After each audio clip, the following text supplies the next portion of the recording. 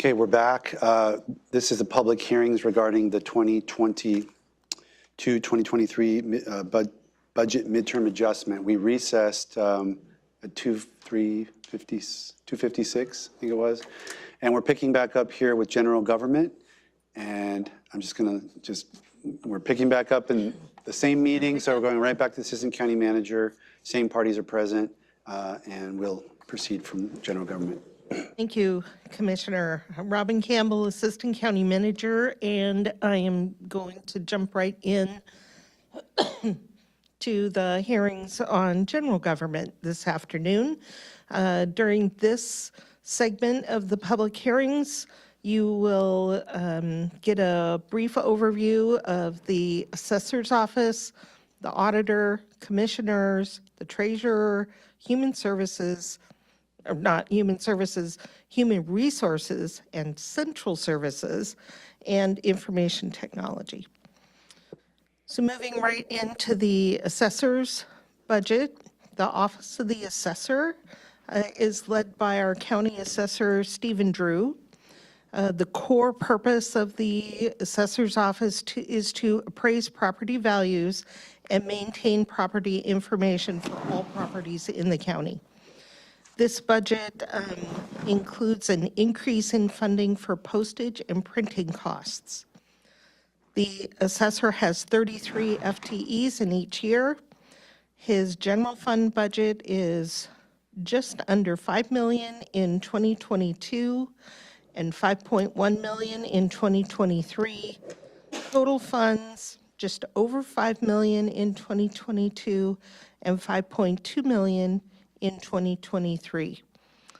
And do we have the assessor on Zoom or someone from his I don't office? see Assessor Drew on the Zoom screen. He's not in the room, and I don't see anybody there recognized who can be representing him. So Right, I don't either. So we would be happy to take any questions from the public and get those to Assessor Drew. Okay, there's no one in the boardroom here. Mr. Pettit, I do see you. Did you have any questions you'd like to say for the assessor? We could communicate to him. You have 4 minutes if you do. Yes, I do. I had a couple of questions. And when I was looking at the book that was handed out, the preliminary budget book, it actually shows the assessor total being $5,371,000 as opposed to $5,213,000. So kind of a good question mark. Why are the figures not the same? And I wanted to ask particular whether or not during this time of COVID and everything, he has a responsibility to do a physical inspection appraisal of each parcel in the county once every 6 years.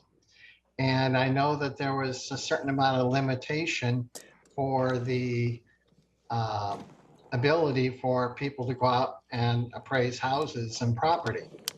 And I see that we don't have any change in the number of employees. And I'm wondering if he's going to be able to complete the full cycle based upon the current number of employees within the office, or whether he's had a reduction in his number of employees in the office and is going to fail to meet the state requirement. Does he have the funding available to keep employees within the current level and the way which people are moving on to other places? So yeah, the big concern I have there has to do with him directly to whether or not he can meet his state mandates and timeframes within the budget without adding more employees or creating an extra push to get some of the things caught up that was lacking being done on a timely basis during COVID. That is really the only questions I'm going to ask for him. okay, I see the Linda Zeman join us. Linda, did you get the questions that Mr. Pettit stated? Good afternoon. I jumped in the middle of Mr. Pettit's questions. I did catch the tail end. I'd be happy to watch the recording again and make sure I catch everything from the beginning. Okay, and we'll follow up. You will follow up with Mr. Pettit, I assume. Thank you. Well, Yes, sir. I guess here, I'll rephrase the question again. Are you going to be able to do the full 6-year time frame of assessment for every parcel in the county, considering that you don't have any increase in employees and during COVID time, you didn't manage to get out and do as many appraisals as what you did, let alone many departments have lost a certain number of their staff, which would limit the ability to get out and do the physical appraisal required once every 6 years. So that's my big question. Yes, sir. The assessor is committed to maintaining the statutory requirements of this office, although sometimes it is challenging to do that. With the number of staff that we have from previous years, it has decreased. But this team is very efficient, and we have worked with the Department of Revenue to maintain our statutory requirements. So that was a yes, you don't have to do any more. Is that what I understand? Do any more But parcels? you don't need to get more parcels caught up on or anything else. That's what you're saying. We have met our statutory requirements for the tax year of 2022, according to the requirements of Department of Revenue. Okay, thank you. Okay. And we will follow up and see if there's a discrepancy between the budget book and this presentation. Thank you. All right. Moving on to the Office of the Auditor. So the budget, or rather the Office of the Auditor, is led by our auditor, Mary Hall, who's with us this afternoon. The Office of the Auditor has very broad responsibilities. The core responsibilities are to administer elections, recordings, and licensing, and providing financial services across the county. This budget includes in 2023 funding to purchase election equipment. This is an emergent need to prepare for the upcoming presidential election in 2 years. We need to get ahead of the curve for that. There are 48 FTEs in the auditor's office.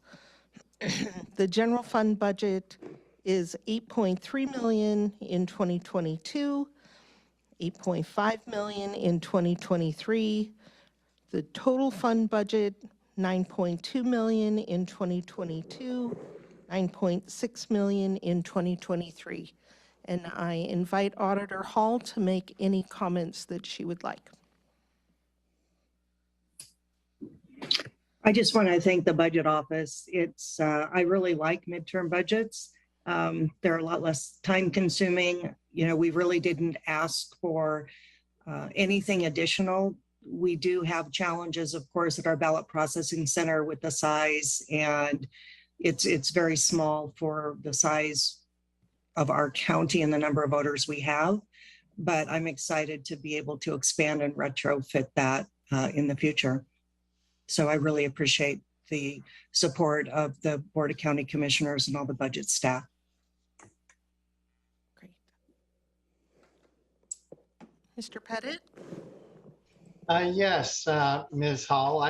I was a little concerned the other day because I was watching some interaction at another meeting, and I realize you want the election center to be ready for the presidential election. And what I had understood was at this point, there is no plan for actually moving forward with the ballot processing center because funding has been reduced or such. Are you going to be able to install the new equipment into the old facility before? I mean, I'm just questioning whether or not you actually have facilities available to actually properly run the election in this particular time. I don't have a lot of other question about your particular function there. But that would be my large part. And are you currently able to address, there was a estimated revision back to the budget of 732,000.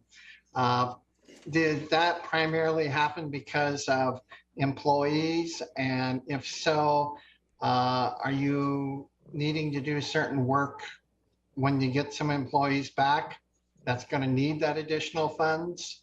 But the ballot center is a big concern. Are you going to be able to function without the ballot center being remodeled and ready for you? Well, we have been moving forward and making progress, working with the architect firm on the ballot processing center. So I'm cautiously optimistic that we will be ready for the 2024 presidential election.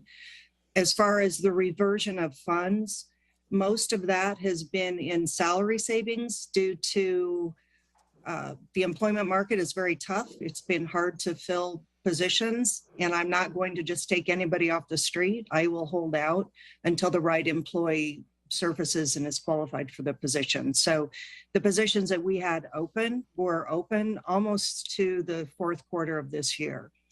I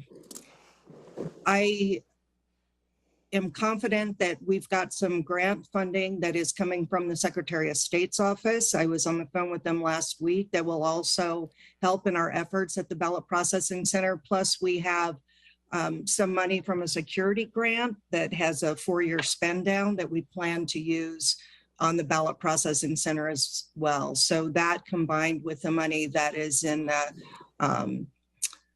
the Capitol's facility plan, I think we're going to be in good shape. It's really going to be dependent on supply chain. And that's our biggest concern at this point in time. Okay, thank you. Commissioners? Ready to, all right, we're going to move right on then. To the budget for the Board of County Commissioners. There are 3 elected commissioners, and we also have the leadership in the Board of County Commissioners Office of County Manager Romero Chavez. At its essence, the Board of County Commissioners enact county laws, set the county budget, monitor funds, and have oversight of county departments with appointed officials. There are 3 parts of the budget for the county commissioners. The first is strictly for the office of the commissioners. The budget for the Office of County Commissioners has funding in 2023 to extend the end date for 2 positions, a public information specialist and a racial equity program manager. Then the second part of the budget for the Board of County Commissioners are commissioner managed funds, because the board manages maybe about 10 funds that are REIT, conservation futures, treatment sales tax. Oh no, that's public health now. Detention sales tax is still under the board, and numerous other funds. So in the other funds that you manage, there are funding for the bond proceeds so that we can spend the money that we brought in when we issued the bonds. There's an increase in appropriations for LTAC. That is the, wow, LTAC, help me. All of a sudden I can't remember what this acronym stands for.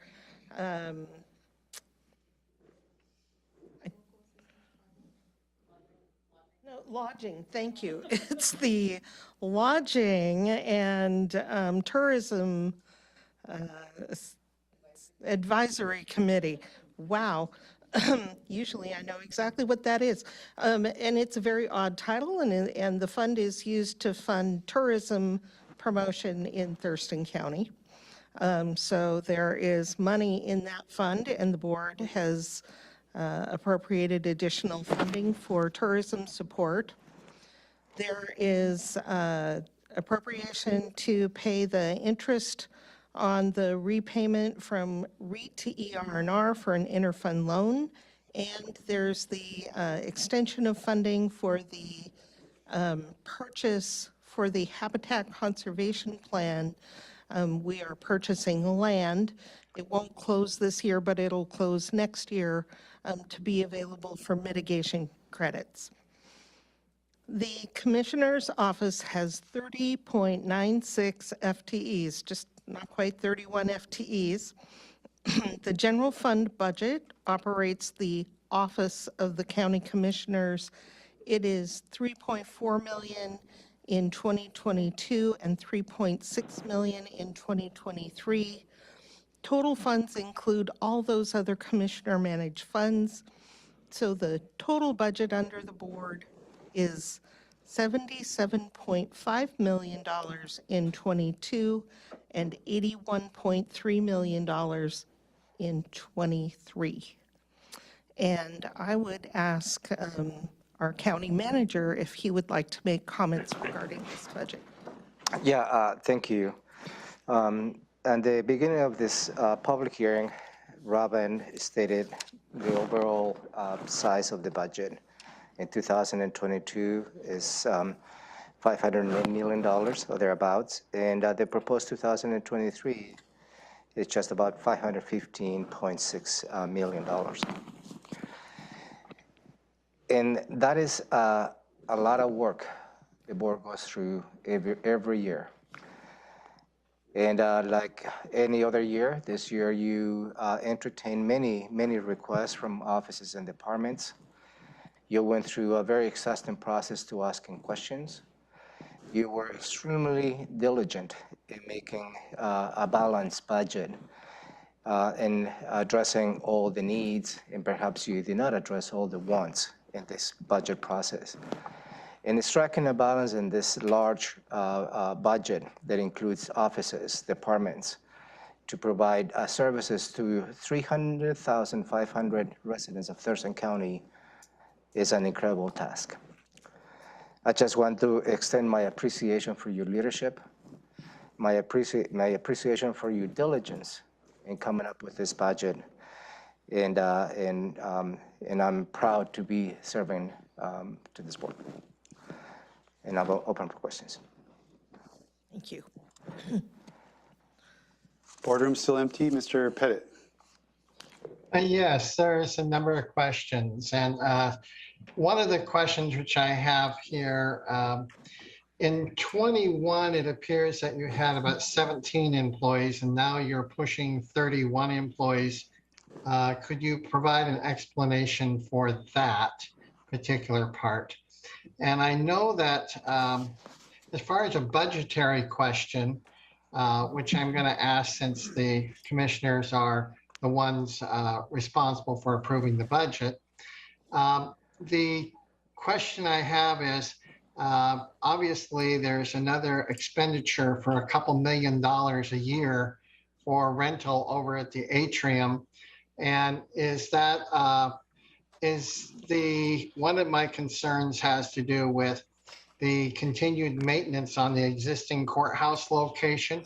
Has that been allotted for, because over the last number of years, it's been way below what needed to be done. That's why we're at the spot where we are now.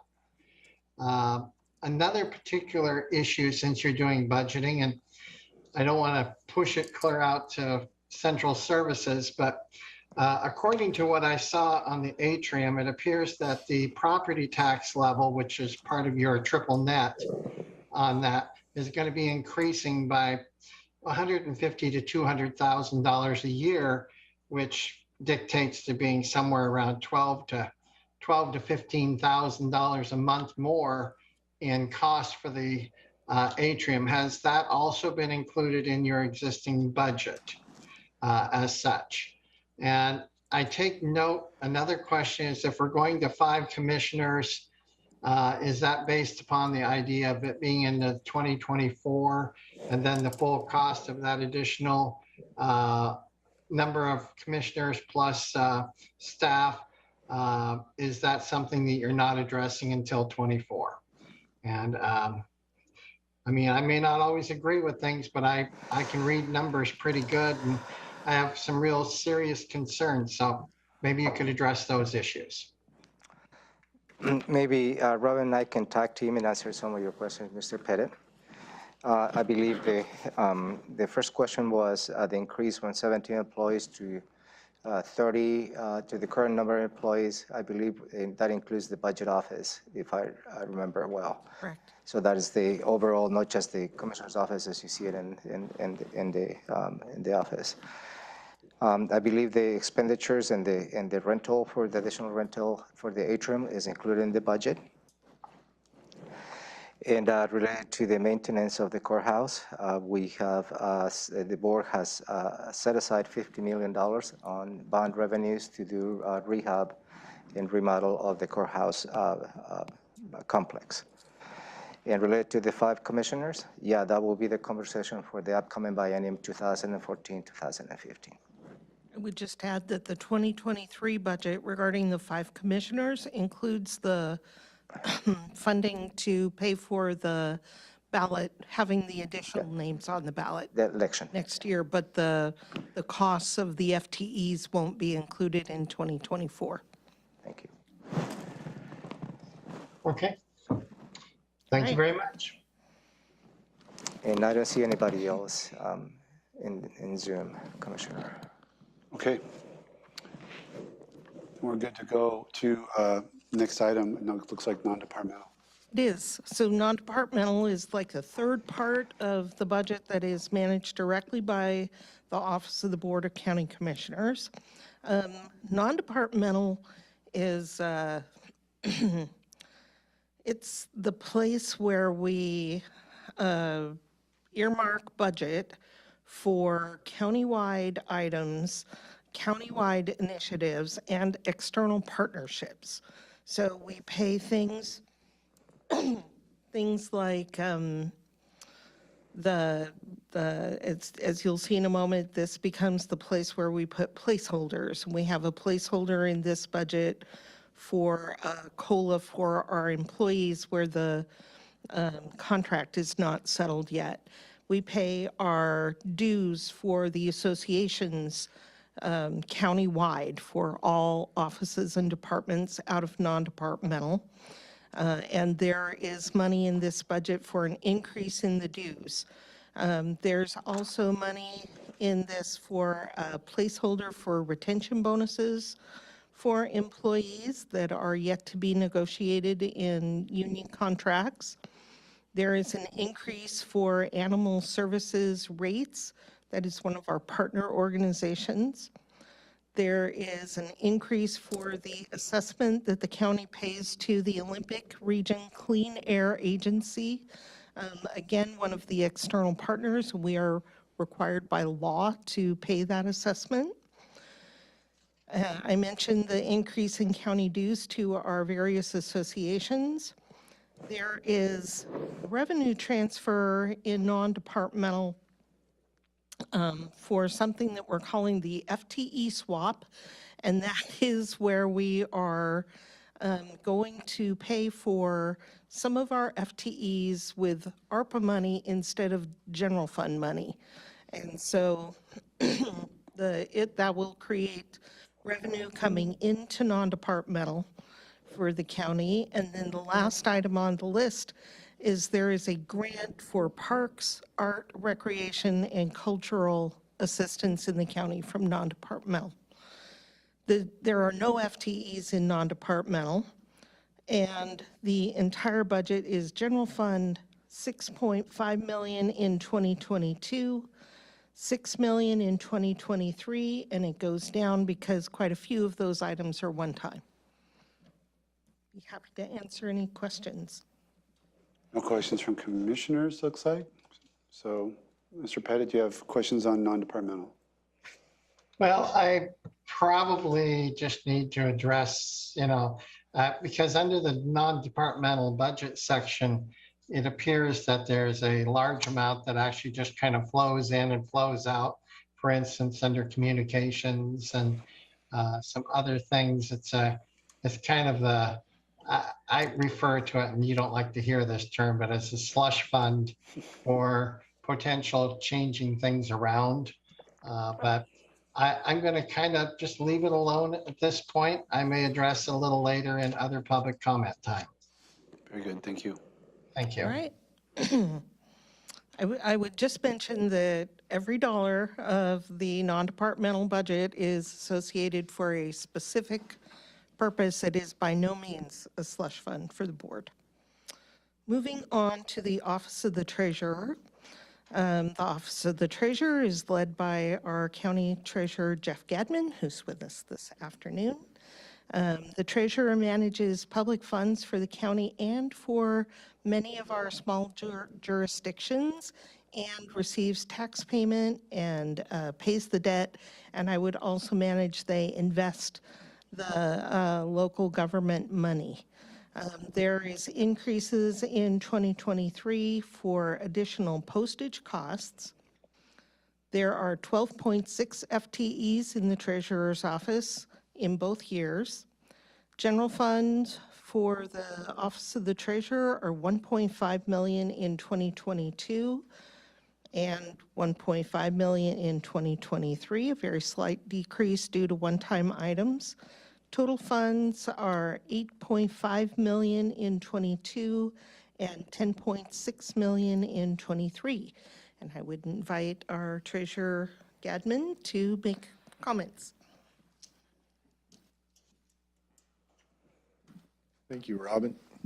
Thank you, Robin, and thank you, commissioners, for having us here tonight and for entertaining the comments. So the discrepancy there, or not discrepancy, the difference between the general fund and the total includes the debt service for the county. So that's why there's such a large difference there. Thank you for considering my request for a modest increase in my postage bill. We knew last year, when we were developing this biennial budget, we knew there was going to be an increase in postage rates during 2022. What we didn't know was the size of that increase, and it just blew our entire budget out of the water. So I'm hoping that this increase will cover 2023, although we just found out 2 weeks ago that they are proposing another increase in January. So we'll just keep our fingers crossed, but thank you. Okay, questions for the County Treasurer, Mr. Pettit? Yes.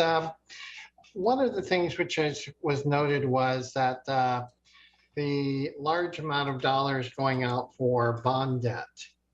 And I want to know if you are using REIT funds for payment of interest on those bond debt, or if it's just strictly REIT for the principal portion and another source for the interest, because obviously you can't capitalize interest, and REITs for capital purposes. So where are you going to be getting that money from and to make those bond payments? So for the recently issued bonds, that is going to come out of the REIT fund. That's part of the bond package that was issued. And it was all in the disclosure documents before the debt was issued. Okay. All right. That's all I need for now. Thank you. All right. Thank you.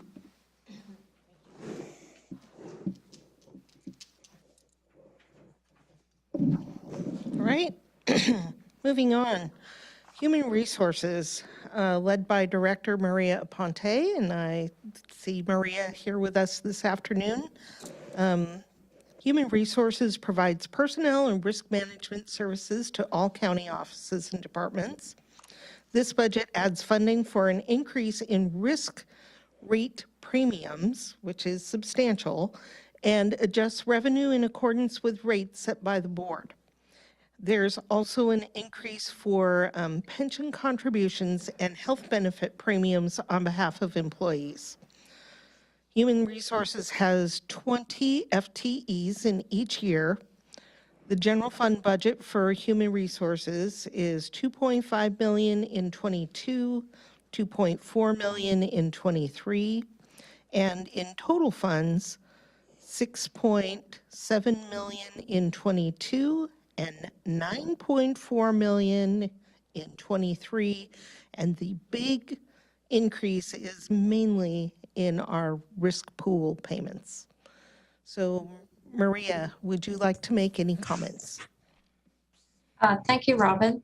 I just want to acknowledge the hard work that goes behind building this budget. I appreciate the budget team and I appreciate the commissioners' thoughtful deliberation. These are difficult decisions to make. And I also appreciate the opportunity to lead the county's HR. And so with that, if there's any questions, I'd be happy to answer them. No questions from me. Okay, we're good to go. Thank you. Right. Thank you, Maria. Moving on to central services. Central services is a department that is managed by me, the assistant county manager. And the core activities in central services is to provide facility, equipment, fleet, archive, and mail services to all county offices and departments. This budget includes a senior office assistant to man the information desk at the atrium. And there's an increase in funding for the ER&R, which stands for the Equipment Rental and Replacement Fund, ER&R, and M&O is the Maintenance and Operations Fund. So an increase in funding for ER&R, M&O. There are 56.3 FTEs in central services in each year. No general fund budget, but this is an internal service fund. So there are rates established that bill every other fund. The total fund budget for central services is $26.7 million in 2022 and $23.5 million in 2023. I'd be happy to take questions. Since I'm the question person, one of the questions which I'm going to ask has to do with, as I understand, central services certainly is also involved with project management. And as mentioned before, there's a significant planned project related to the renovation of the courthouse back into better condition. And this has been known for well over a year, but as of this time, have they ever come up with an estimate for the actual cost? Is there an estimate available for what the actual cost is to upgrade the facilities current date to what we're looking at? I know other places seem to be about twice what they were initially estimated. And while you have a little pile of money, it's not very much money to be renovating a large facility such as the courthouse complex up there. And I wanted to know what is the estimate for the actual repair of the courthouse facility? Thank you. I've not yet received the estimate from the design consultants that we're working with. That is something that we are still waiting on, but we have been working closely with them. They know that we have $50 million available for this project, and we will do the things that need to be done. We will address the needs of these buildings within that $50 million. That continues to be the plan. Okay, quick follow-up. So what you're saying is you're not actually running a budget to do the entire project. You're running a estimate of different things, and then the thought is you'd pick and choose till you reach the limitation of the money you have. Is that correct? No, that's not what I said. What I said was that we are waiting for the report from the design team. Okay, thank you. All right, moving on to information technology. With us this evening, we have the acting director, Sherry Ilg. And information technology ensures that the county information technology systems and infrastructure are up to date and support the county's work goals. This budget includes the extension of positions to support the ERP, Enterprise Reporting. Enterprise Resource Planning. Thank you, Enterprise Resource Planning, ERP. The acronym does not make sense to me. It is basically the financial, payroll, and budget system that the county is currently implementing. So positions are extended and there's added support for the budget module that will begin in January. IT has 49.85 FTEs in each year. Again, this department has no general fund appropriation, but is an internal service fund, which is billed back through rates. Total funds for IT is $24.7 million in 2022 and $20.3 million in 2023, and it goes down in large part due to one-time payments for large systems this year. And Sherry, I'm going to invite you if you'd like to make any comments. Thank you. Thank you to the commissioners and Ramiro and Robin and the budget team for this incredibly daunting task, which I'm learning more and more about. My name is Sherry Ilg, and I'm the interim IT director. IT provides information technology services and support to all county offices and departments. That includes the network, business and office applications, GIS services, the website, hardware and desktop support, IT project management, telecom, and IT security. In addition to supporting ongoing operations, we continue to make steady progress with our efforts to modernize and update our IT infrastructure and business applications while focusing on hardening our cybersecurity posture.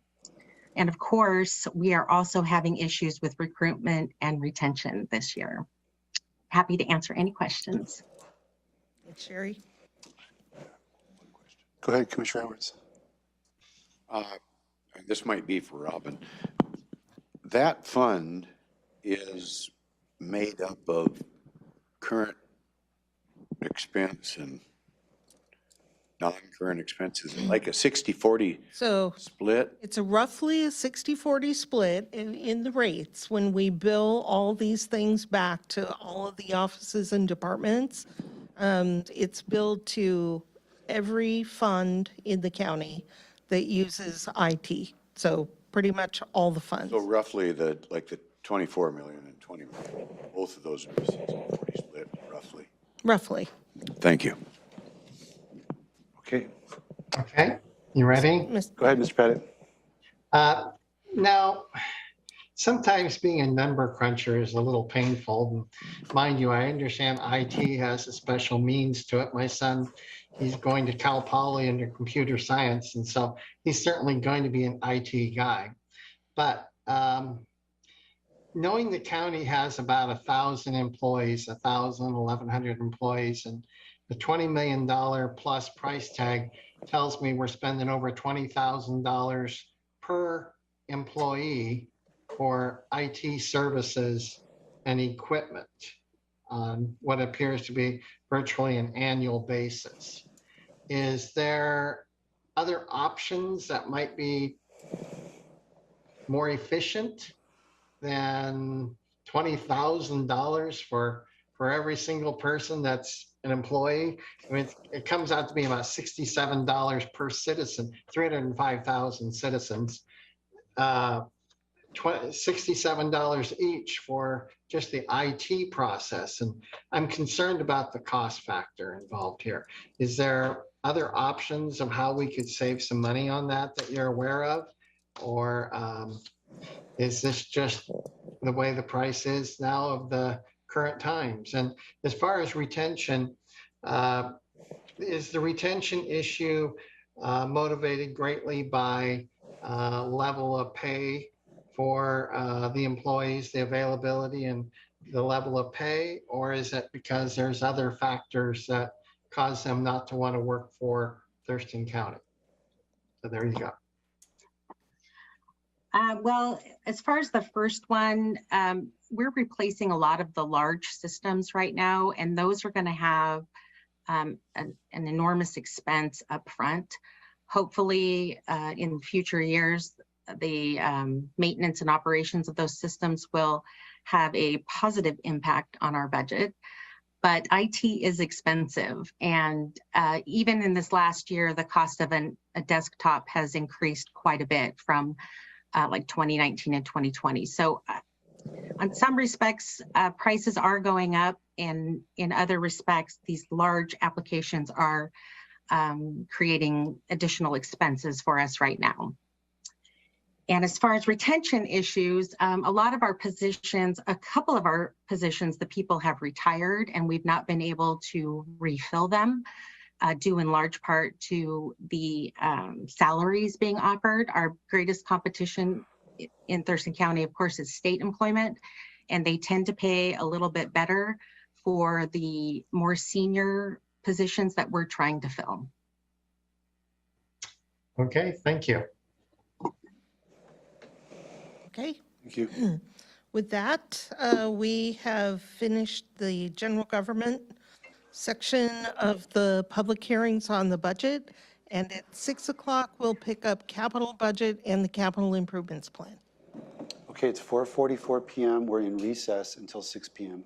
Yes, and thank you to everyone who attended this afternoon.